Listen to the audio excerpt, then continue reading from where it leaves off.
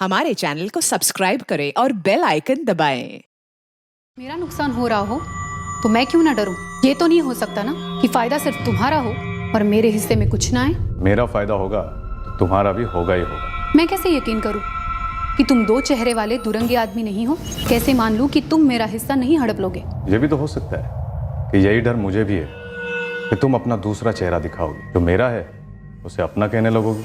तुम हो दो मुंह वाले दुरंगे। तुम मुझे इसमें घसीटोगे, मेरा इस्तेमाल करोगे और फिर मुझे रास्ते से हटा दोगे। जिस बात का तुझे डर है उसी बात का मुझे भी डर है। जो मैं तेरे साथ कर सकता हूँ तो तू भी तो मेरे साथ कर सकती है। जुर्म का फल हमेशा दुरंगा होता है। जब दिमाग में जुर्म की साजिश रची जाती है तब वो एक कठिन हालात का सरल उपाय नजर आता है, पर वो सिर्फ नजरों का धोखा होता है, एक छलावा होता है। जुर्म का असली चेहरा बाद में सामने आता है, जब साजिश नाकाम हो जाती है, जब जुर्म का हर पुर्जा टूटकर बिखरने लगता है।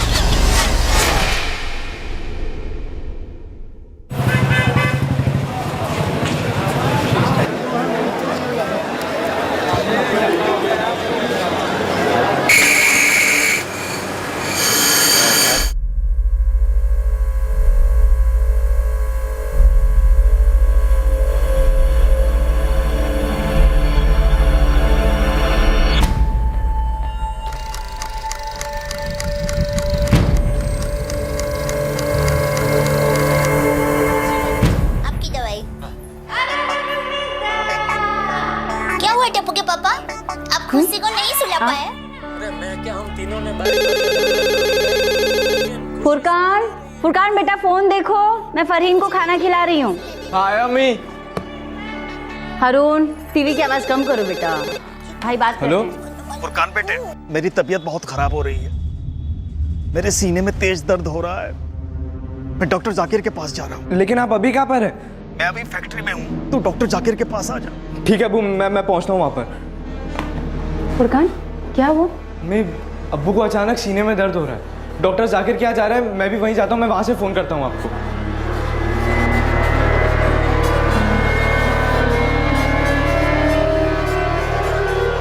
अम्मी, क्या हुआ अब्बू को? कुछ नहीं बेटा, सब ठीक हो जाएगा।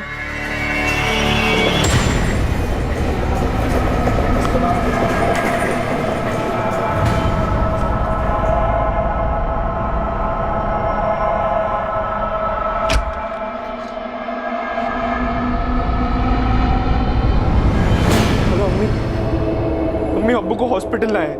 डॉक्टर कह रहे हैं कि अब्बू को अटैक आया है, ऑपरेशन होने वाला है उनका। गिल्लू के पापा भी ऑफिस जाते हैं, उन्हें भी लेट हो रहा है। मिर्ची कहाँ रखी है तूने? सबसे जल्दी कौन उठे? मयूरी। और सबसे बाद में काम हारून, मयूरी का। बेटा मैं हॉस्पिटल जा रही हूँ, अब्बू की तबीयत ठीक नहीं है। फुरकान भी वहीं पर है। हाँ हम दोनों। तुम यहीं पे रहना, अपनी फरहीन आपा का ध्यान रखना, उन्हें जो चाहिए ला कर देना, उनका ख्याल रखना, कहीं जाना नहीं। फरहीन, मैं हॉस्पिटल जा रही हूँ, अभी आती हूँ। मिर्ची डाल यहाँ पर, इसमें भी मिर्ची डाल, इसमें और मिर्ची डाल। मैडम ऑपरेशन थिएटर कहाँ पर है? Thank you.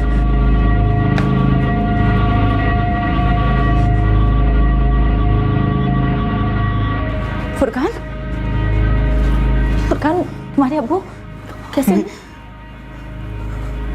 अब्बू नहीं रहे, अम्मी अब्बू नहीं रहे।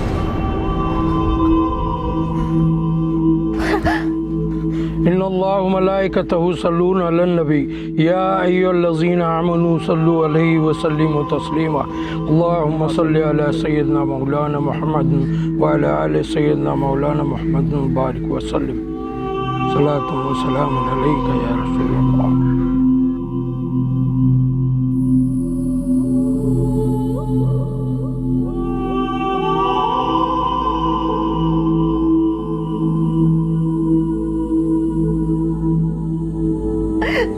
अब इसे कैसे संभालूंगी? अल्लाह पर भरोसा रख नुसरत, सब ठीक हो जाएगा।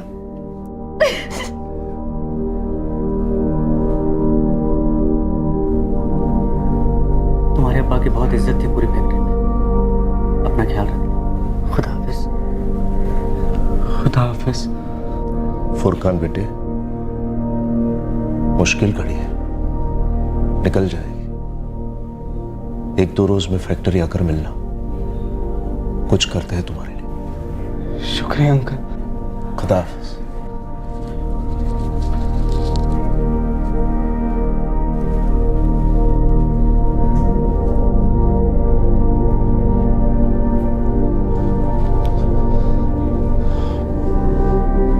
ये अकरम भाई क्या कह रहे थे बेटा? कह रहे थे कि 1-2 रोज में फैक्ट्री आ जाना, कुछ करेंगे मेरे लिए। बेटा कोई भी दिक्कत हो अपने चाचा जान को बेझिझक फोन कर लेना। तुम बेसहारा बिल्कुल नहीं हुए हो, समझे ना? अपनी अम्मी जान से भी कह देना, याकूब है उनके साथ। एक घर का मुखिया अकेला कमाने वाला बेवक्त गुजर गया था और मुश्किलें दरवाजे पर दस्तक देने के लिए खड़ी हो गई थी।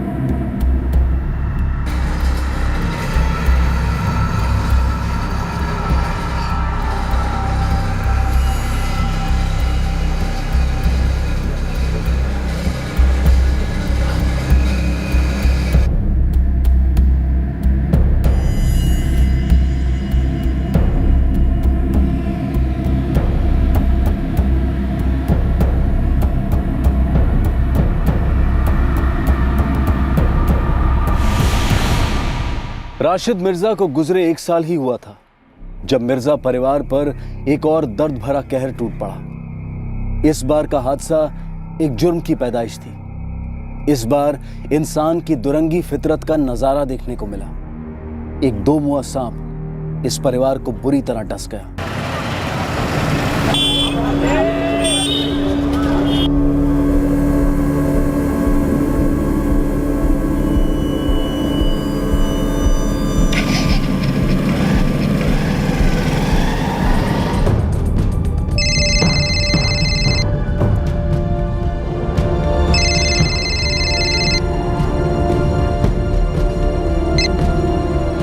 हेलो,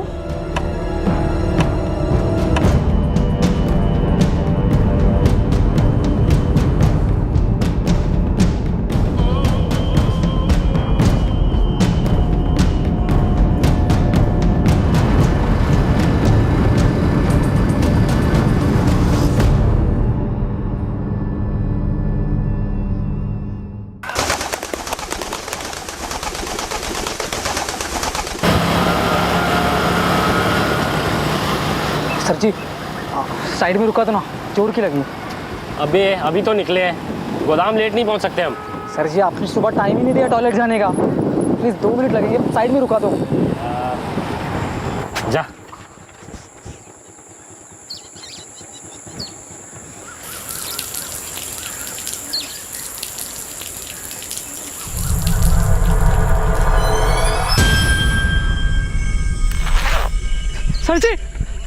सर जी हो गया ना सुसु, अब क्या ड्रामा है तेरा? सर जी लाश है वहां पे। लाश?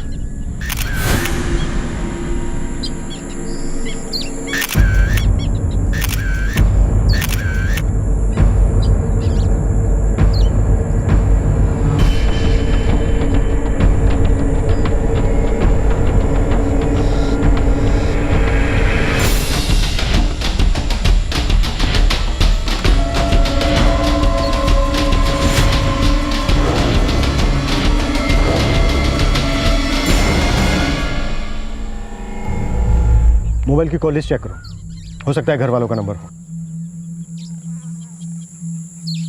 कल शाम को 6:05 पर लास्ट कॉल शो कर रहा है, नाम लिखा है अम्मी। कॉल करूं क्या? नहीं विक्रम, खुद चल कर बता देंगे घर। बॉडी को पोस्टमार्टम के लिए भेज दो। Right sir.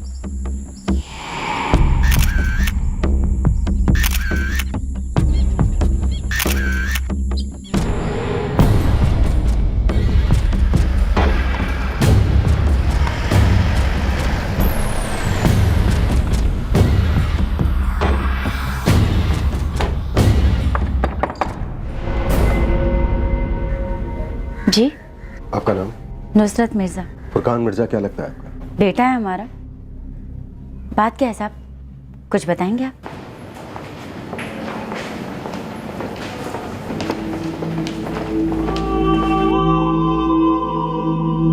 फुरकान, फुरकान, फुरकान, क्या हुआ इसे? किसने किया ये? किसने मारा मेरे बेटे को? फुरकान। नुसरत जी प्लीज संभालिए अपने आप को। आज सुबह दिल्ली फरीदाबाद हाईवे के पास हमें ये लाश मिली। क्या हुआ इसे? किसने मारा मेरे बेटे को? किसने मारा मेरे फुरकान को?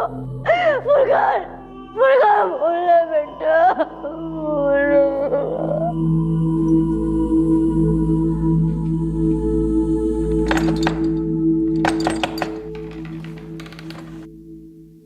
फातिमा खाला, अम्मी को पुलिस क्यों ले गई?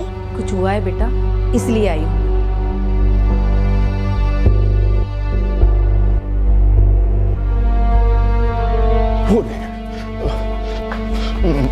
क्या हुआ नुसरत? फुरकान कहाँ है? लाश को पोस्टमार्टम के लिए भेज दिया गया है। पोस्टमार्टम? क्या हुआ है फुरकान को? पहले गला घोटा गया और उसके बाद स्टेबिंग हुई। और गला हाथों से घोटा गया? जी नहीं, रस्सी से। ये है उसके निशान, बिल्कुल क्लियर है।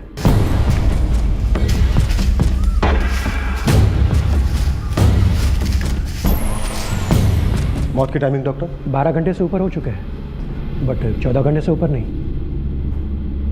विक्रम, मर्डर के बाद विक्टिम की आइडेंटिटी मिटाने की कोशिश नहीं की गई? बिल्कुल सर, मोबाइल फोन, वॉलेट में पैसे, कुछ भी नहीं चुराया गया। विक्टिम की मां से बात करने की कोशिश करते हैं।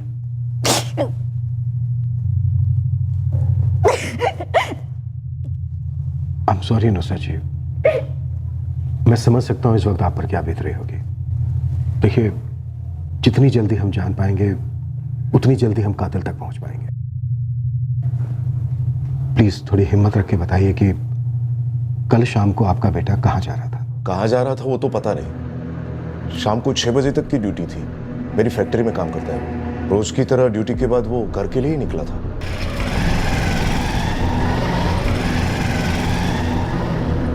वो रोज इसी टाइम पे निकलता था, शाम को 6 बजे? जी, 11:30 को कॉलेज से फैक्ट्री को पहुंचता, ठीक 6 बजे फैक्ट्री से घर के लिए रवाना होता।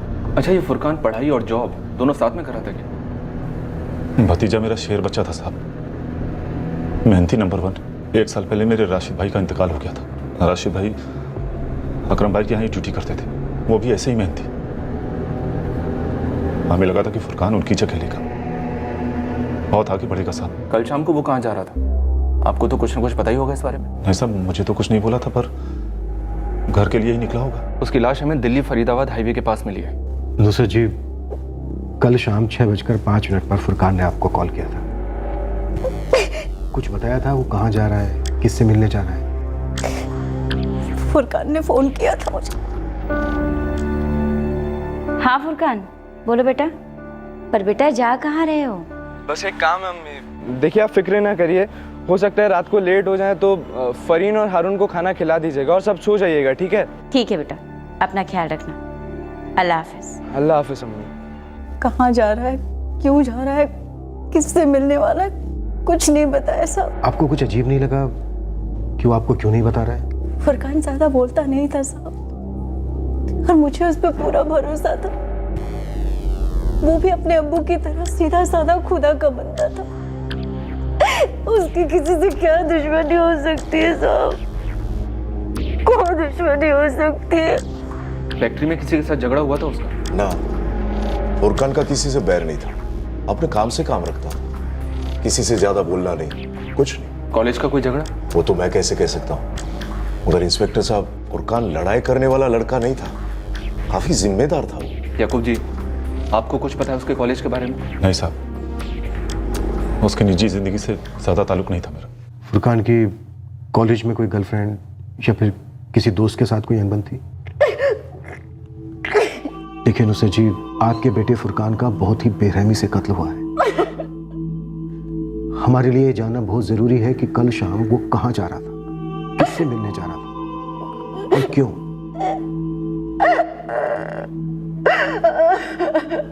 इन्नल्लाहु मलाइकतहु यस्सल्लूना अलन नबी। 1 साल पहले इसी कब्रिस्तान में फुरकान ने अपने पिता को दफन किया था और आज उसी को दफन किया जा रहा था। मिर्जा परिवार अब हर तरीके से बेसहारा हो गया था। नुसरत की सारी उम्मीदें बड़े बेटे फुरकान पर थीं। अब मानसिक रूप से दुर्बल बहन फरहीन, छोटा भाई हारून और खुद नुसरत गुजारा कैसे कर पाते।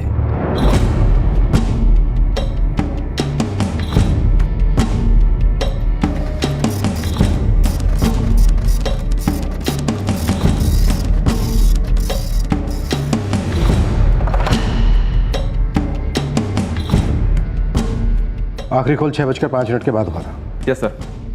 फुरकान के फ़ोन के कॉल लॉग से किसी ने लास्ट कॉल इरेज कर दिए थे ताकि ऐसा लगे कि फुरकान ने लास्ट कॉल अपनी अम्मी नुसरत को किया था 6:05।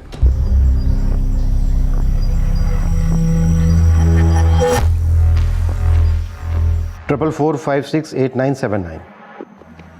इस नंबर से फुरकान को 2 कॉल्स आए। एक आया 6:55 पर और दूसरा आया 7:25 पर।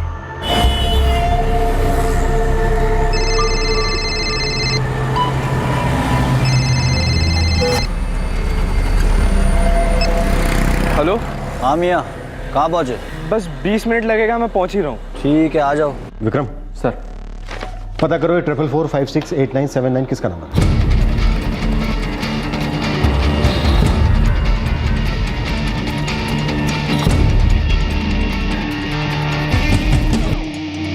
सर फ़ोन लगातार स्विच ऑफ ही है।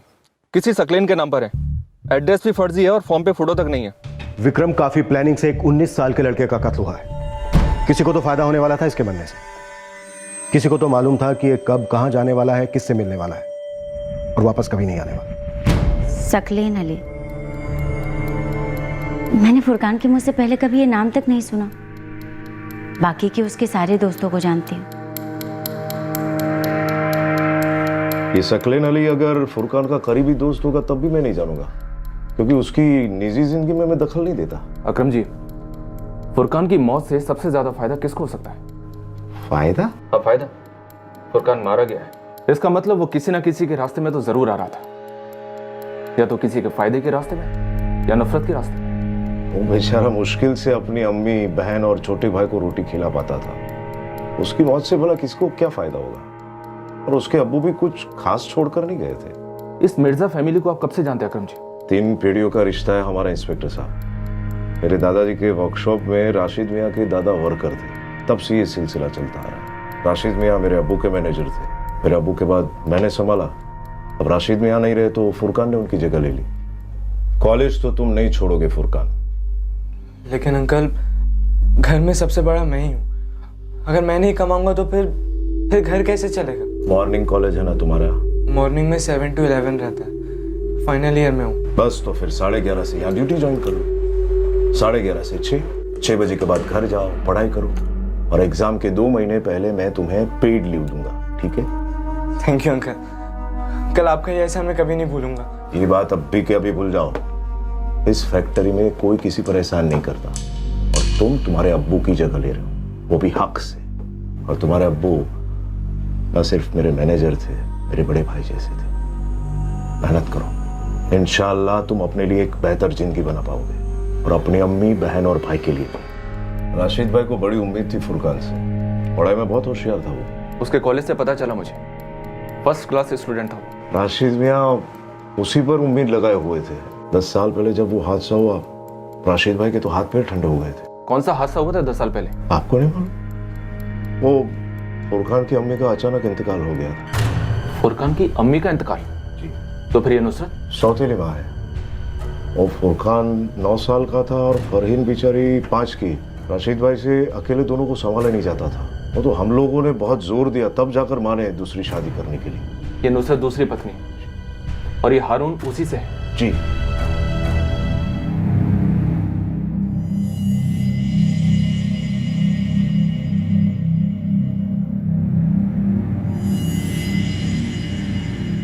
इसमें बताने जैसा क्या है साहब? माँ कहने से नहीं होती, करने से होती। मानती हूँ जब नई नई शादी हुई थी थोड़ी दिक्कतें जरूर आई थी, लेकिन उसके बाद फरहीन और फुरकान दोनों को मैंने अपने हारून जितना ही प्यार किया। ये जो घर है आपका, फिर राशिद का है। साहब वो घर मेरा है, राशिद का है, फरहीन, फुरकान, हारून हम सबका है।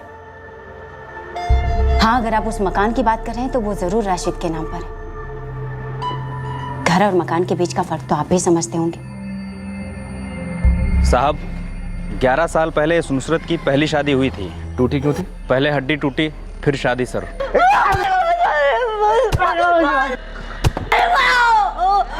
तो शराबी को छोड़कर 2 बच्चों के बाप राशिद के साथ शादी कर ली, जिसकी एक मानसिक रूप से कमजोर बेटी थी।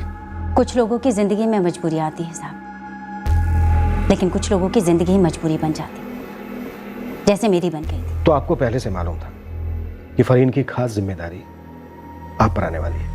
जी मालूम था। वैसे आसान तो नहीं रहा होगा, अचानक से 2 बच्चे। आसान तो राशिद के लिए भी नहीं था। मैं पूरे 1 साल एक शैतान के साथ दोजक में रहकर आई थी। मर्दों पर से भरोसा उठ गया था। राशिद ने मुझे फिर से जीना सिखाया और मैंने उनके दोनों बच्चों फरहीन और फुरकान को अपनाया। साहब मेरे लिए फरहीन, फुरकान और हारून में कोई फर्क नहीं। फुरकान मेरा अपना बच्चा था, कोई सौतेला नहीं। अगर आपको लगता है कि उस मकान को हड़पने की लालच में मैंने अपने बेटे को मरवाया है तो आप बहुत गलत सोच रहे हैं।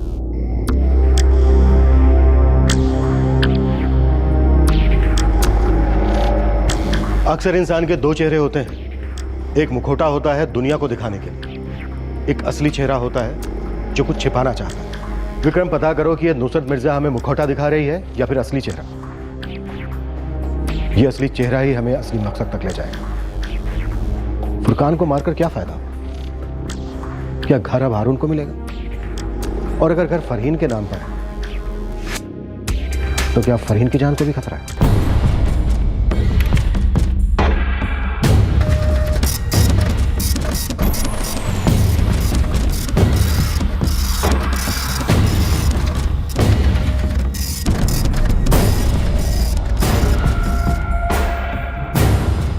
हर तहकीकात की सुरंग को रोशनी की उसे किरण की तलाश होती है जो सारे सफर को उजागर कर सकती है। क्या नुसरत और फुरकान का सौतेला रिश्ता पुलिस के लिए वो रोशनी की किरण साबित होगा?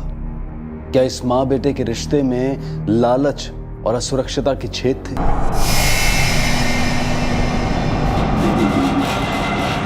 मेरे शौहर राशिद के इंतकाल के बाद ऐसा लग रहा था जैसे सब कुछ तबाह हो गया। दिलो दिमाग पर मायूसियों ने डेरा डाल रखा था।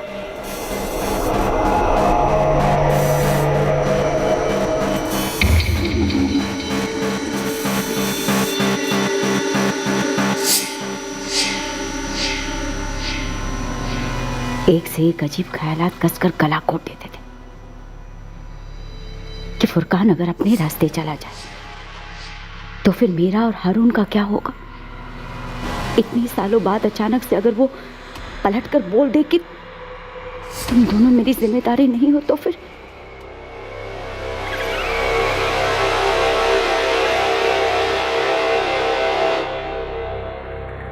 क्या मेरा सबसे भयानक ख्याल सच होने जा रहा है? क्या फुरकान हमें शराफत से दफा होने के लिए कह रहा है?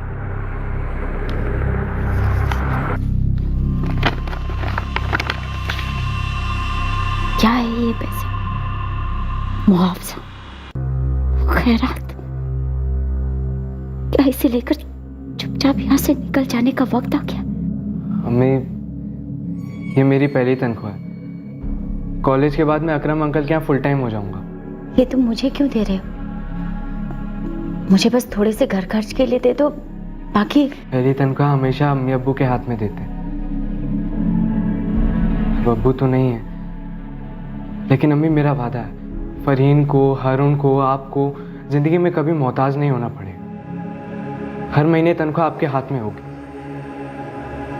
बस आप जेब खर्च के लिए मुझे थोड़े पैसे दे दीजिएगा। ये सच है कि मैं गैर महफूज महसूस कर रही थी, पर मेरे बेटे ने मेरे सारे डर को दफन कर दिया था। नुसरत की कॉल लिस्ट में 44468979 सकलीन अली का नंबर है सर। इसने मर्डर की रात को नुसरत को 2 बार कॉल किया, एक शाम को 7 बजे और दूसरी बार रात को 9 बजे। वही सकलीन अली जो शायद कातिल हो सकता है। जिसने कत्ल की शाम को फुरकान को 2 बार फोन किए और शायद कत्ल करने के बाद फुरकान के कॉल लॉग से अपने कॉल्स डिलीट कर दिए।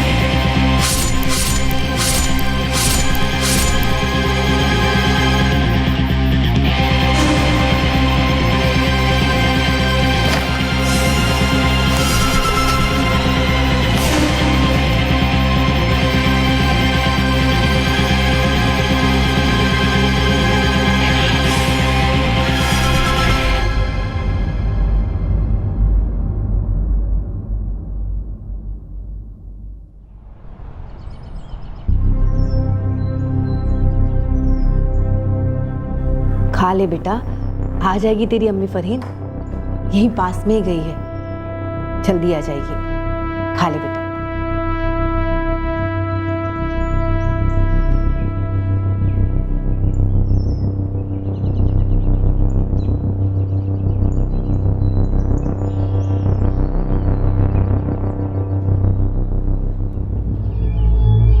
नुसरत जी,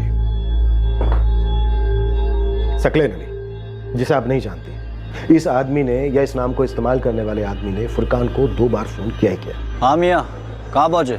बस 20 मिनट लगेगा, मैं पहुंच ही रहा हूँ। और फुरकान को ही नहीं, इस आदमी ने आपको भी फोन किया शाम 7 बजे।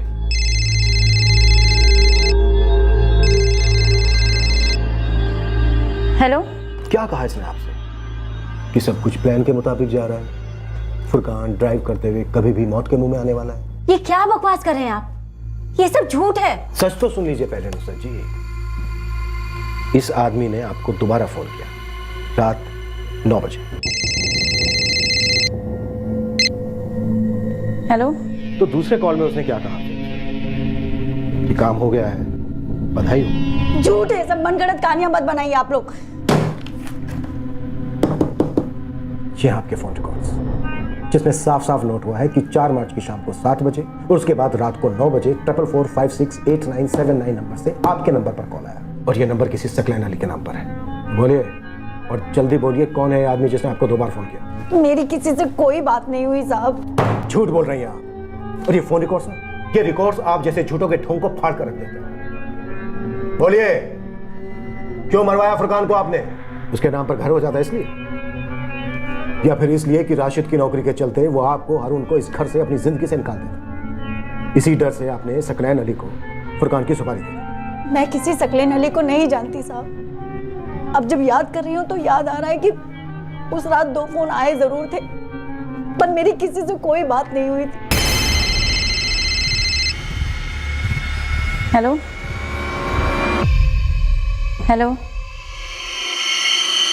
हेलो। सामने से कोई बात नहीं कर रहा था इसलिए याद नहीं आ रहा था साहब। और एक बात, जब राशिद गुजरे थे तो मुझे डर था कि फुरकान मुझे और हारून को अलग कर देगा, बेसहारा छोड़ देगा, पर मेरा यकीन मानिए, फुरकान का प्यार मेरे डर से कहीं ज्यादा सच्चा साबित हुआ। ऐसा है, हमारा जो ये पेशा है ना, हर रोज हमें दुरंगे लोगों से मिलवाता है जिनके 2 चेहरे होते हैं। एक चेहरा बड़ा शरीफ, मासूम, और दूसरा चेहरा सालिम, भयानक। वैसे हमारे भी 2 चेहरे हैं और दोनों चेहरों का एक ही काम के लिए इस्तेमाल होता है, और वो काम है सच की खोज। एक चेहरा सच पूछता है और हमारा दूसरा चेहरा जो है ना नुसरत जी, वो सच उगलवाता है। तो बोलिए, कौन सा चेहरा देखना चाहेंगे?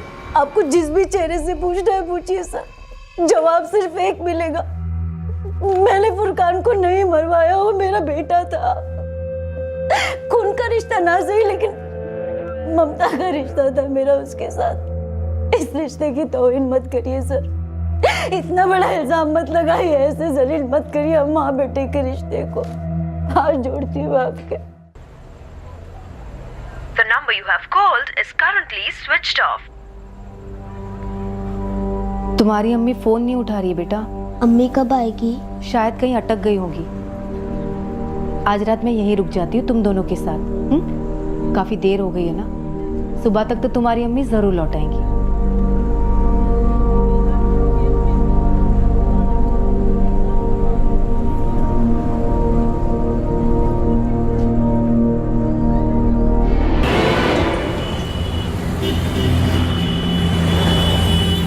हमारा बाबू बोल। ये जो नंबर है 444756892 सकलैन अली का? सकलैन अली कोई है ही नहीं, फर्जी नाम है। वो तो पुलिस भी जानती है, तू असली नाम बता। मुश्ताक चौहान नाम है उसका।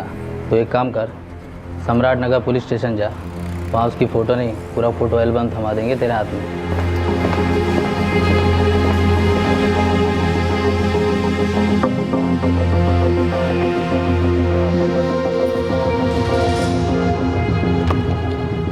एक बार ये मुश्ताक चौहान ट्रेस हो जाए, उसके बाद नुसरत मिर्जा के दोनों चेहरे हमारे सामने होंगे।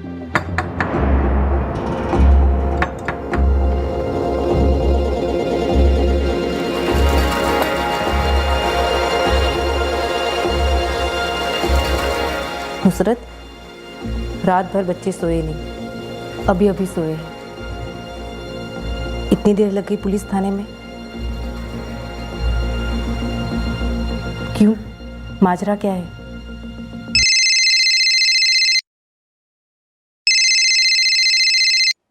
जी अकरम जी। सब खैरियत नुसरत? जी नहीं, कुछ भी ठीक नहीं है। सुना मैंने। पुलिस? देखिए ना, वो लोग मुझ पे शक कर रहे हैं, मुझ पर, एक माँ पर। हिम्मत रखो, इंशाल्लाह सब ठीक हो जाएगा। दरअसल गलती मुझसे हुई। आपसे गलती मतलब? वो बात में मेरे मुंह से निकल गया कि तुम फुरकान की सौतेली हो। बस उसी बात को पकड़कर वो लोग तुम्हारे पीछे पड़ गए। कोई बात नहीं अकरम जी, आपसे नहीं पता चलता तो कहीं और से पता चलता। सच छुपता थोड़ी ना है। सच कहा तुमने, सच छुप नहीं सकता। वैसे किसी बात की जरूरत हो तो सीधे मुझे फोन करना। जी, अल्लाह हाफिज।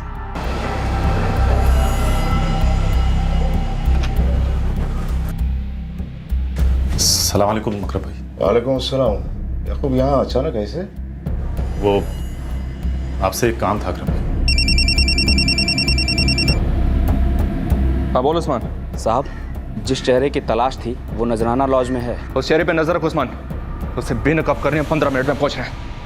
मानता हूँ अकरम भाई, राशिद जैसा मिलनसार नहीं हूं मैं, पर काम मेरा भी पक्का है, हाथ मेरा भी उतना ही साफ है। याकूब चाहते क्या?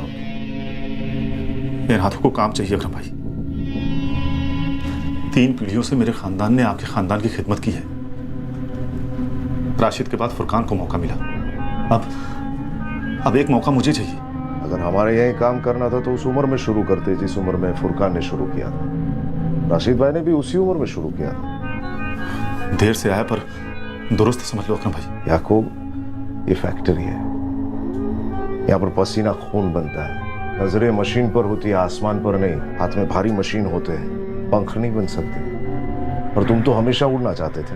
उड़ना तो अभी भी है अकरम भाई, पर यकीन मानिए मेरी मंजिल तक उड़ान सिर्फ इस फैक्ट्री के लिए सिर्फ फायदा लाएगी, मुनाफा लाएगा। बस एक मौका, मुझे अपने खानदान की काबिलियत दिखाने का ये एक मौका।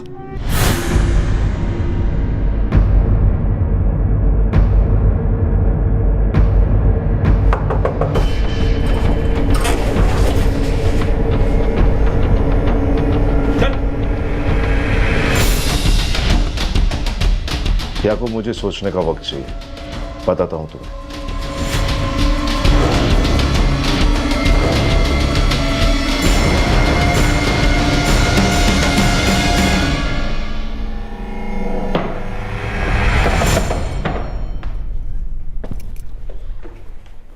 दुरंगे का मतलब समझता है? दो चेहरे वाला। शाबाश, लेकिन तू दुरंगा नहीं है, मोहरा है किसी का। तेरा एक ही चेहरा है और वो भी बहुत बदसूरत। चल, अब जल्दी से बोल दे कि फुरकान को क्यों मारा, कैसे मारा और किसके कहने पर मारा।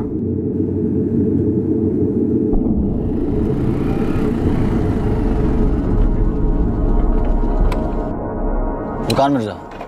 सकलैन अली है ना मक्खन? हर गियर स्मूथ है भाई। ब्रेक लगा कर देखिए, 3 साल पहले अब्बू ने ली थी, 1 साल से मैं मेंटेन कर रहा हूँ, एकदम नई जैसी गाड़ी है। ये बताइए दाम कितना देंगे आप? अरे ये कहाँ लेकर जा रहे हैं? भाई ये नई बाइक है, कच्चे रास्तों पर दम तोड़ देती है। देखूं तेरे अब्बू की बाइक में ताकत कितनी है।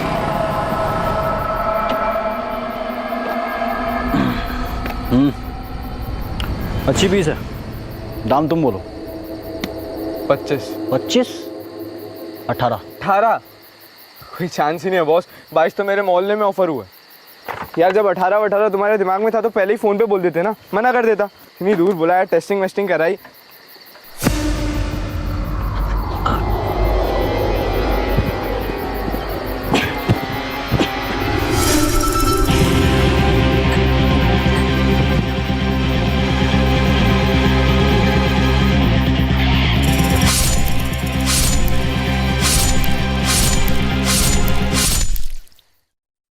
लाश पर छुरे से इतने वार करने का क्या मतलब था मुश्ताक? वो पक्का करने के लिए कि लड़का मर जाए, बचने का कोई चांस ना हो। बाइक खरीदने का झांसा देकर फुरकान को वहां बुलाया? जी। फुरकान का नंबर किसने दिया तुझे? तुझे कैसे पता चला कि फुरकान अपनी बाइक बेचना चाहता है? मेरा मतलब फुरकान की तुझे सुपारी किसने दी?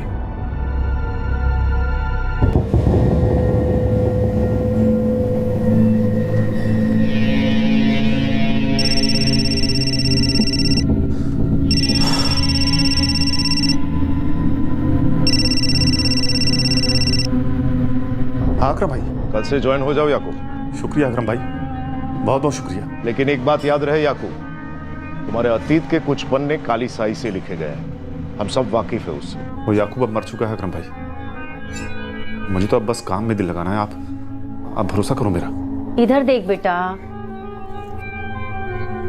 अरे इधर देख, ठीक से कर दूं।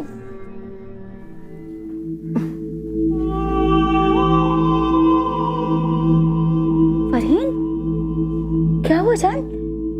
क्या हुआ? मेरा बच्चा क्यों रो रहा है? हाँ, क्या हुआ? डर लगता है। किस बात का डर? मैं यही हूं ना, कुछ नहीं होने दूंगी तुझे बेटा। हाँ, चुप हो जा। चुप के मत जा। रात को नहीं जाऊंगी बेटा, नहीं जाऊंगी। हाँ, चुप हो जा, चुप हो जा।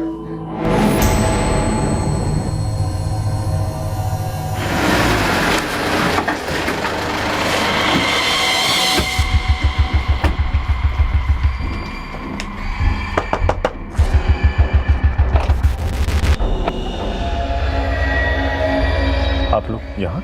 हाँ साहब, वो क्या है ना याकूब, जहाँ खूनी वहाँ हम।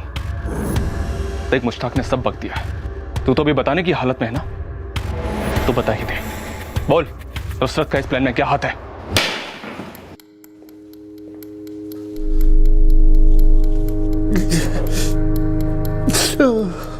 तो जनाब याकूब साहब, स्टार्ट करें या फिर थोड़ा बहुत वार्म अप और चाहिए? नहीं साहब, मैं सब बोलता हूँ साहब, सब बोलता हूँ। सर पे बहुत कर्ज इकट्ठा हुआ है, सारे धंधे नाकामयाब रहे हैं साहब। मैंने सोचा कि ढंग की नौकरी मिल जाएगी तो कर्ज चुकाता जाऊँ और रोटी भी खाता जाऊँगा। तो ये सब तुमने इसलिए किया क्योंकि तुम्हें फुरकान की नौकरी चाहिए? वो नौकरी नहीं है ना साहब, वो एक खानदानी विरासत है। जब राशिद भाई का इंतकाल हुआ तो मुझे लगा कि चलो अब मेरा नंबर लगेगा। बड़ी उम्मीद से गया था मैं अकरम भाई के पास था। तुम वो वाली मशीन पे ऑयल करा लेना और ये वाली पे भी पहले करा लेना। और सुनो, तुम जाओ यार। अरे चाचा जान, सलाम चाचा जान। सलाम बेटा, तुम यहाँ? जी चाचा जान, अपने अकरम अंकल है ना, बहुत बड़ा दिल है उनका। अब्बू की नौकरी उन्होंने मुझे दे दी। वो नौकरी हक से मेरी है साहब। राशिद भाई के बाद खानदान में मैं सबसे बड़ा हूं, मुझे मिलनी चाहिए वो नौकरी। और वो नौकरी फुरकान को मिली। ये फुरकान मेरे और मेरी तरक्की के बीच में कांटा बन गया था साहब।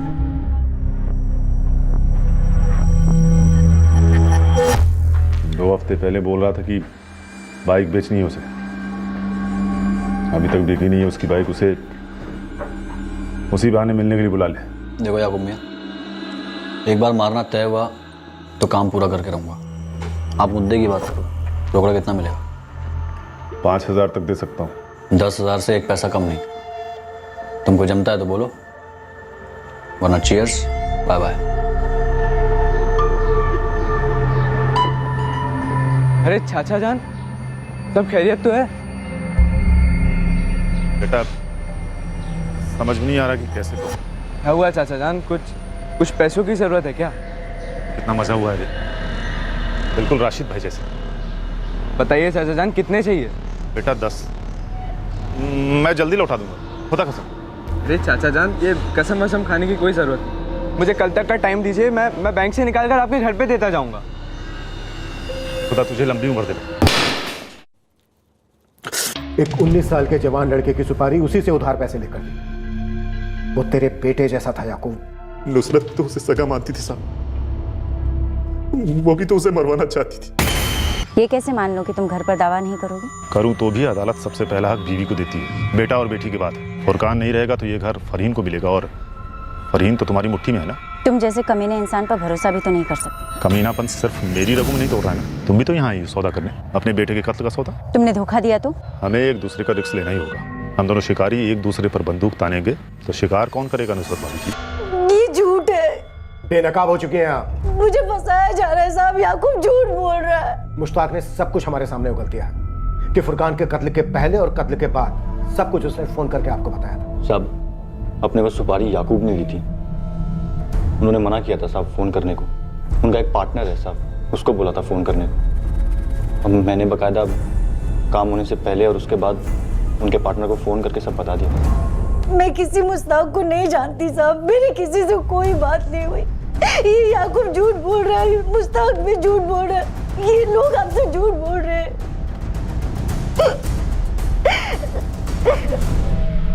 नुसरत अपने बयान से टस से मस नहीं हुई। हर बार यही कहती रही कि वो इस जुर्म में शामिल नहीं है, उसे फंसाया जा रहा है। अदालत के आदेश के अनुसार नुसरत को लाई डिटेक्टर टेस्ट देना पड़ा।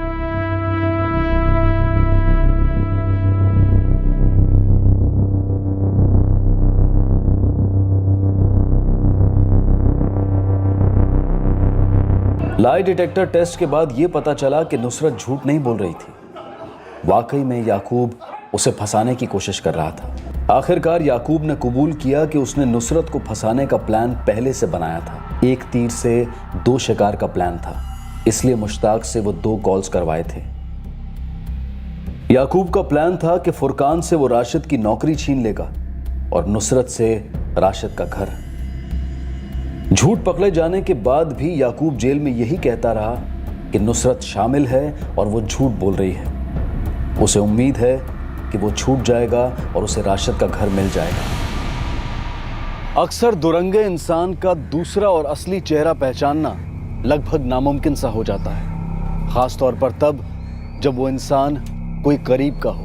हम ये नहीं कह रहे हैं कि हर इंसान दुरंगा है और हमें 24 घंटे इस बारे में फिक्र करनी चाहिए, लेकिन अगर दुरंगेपन की हल्की सी भी भनक लगे तो सतर्क रहने में ही समझदारी है, अपनी जान माल की रक्षा करने में समझदारी है। नुसरत अब फरहीन और हारून को संभालते हुए जिंदगी आगे बढ़ा रही है, लेकिन एक 19 वर्षीय लड़का, जिम्मेदार, मैच्योर, इस परिवार की बैकबोन, अपनी जान गंवा बैठा अपने ही चाचा के लालच के कारण। याकूब और मुश्ताक को आईपीसी की धारा 302 के तहत हत्या के लिए और धारा 120B के तहत क्रिमिनल कॉन्स्पिरेसी के लिए गिरफ्तार किया गया है। दोनों इस वक्त जुडिशियल कस्टडी में हैं और मुकदमा शुरू होना अभी बाकी है। अब मैं अनूप सोनी आपसे विदा लेता हूं, फिर मुलाकात होगी अगले एपिसोड में और खुलासा करेंगे एक और जुर्म का।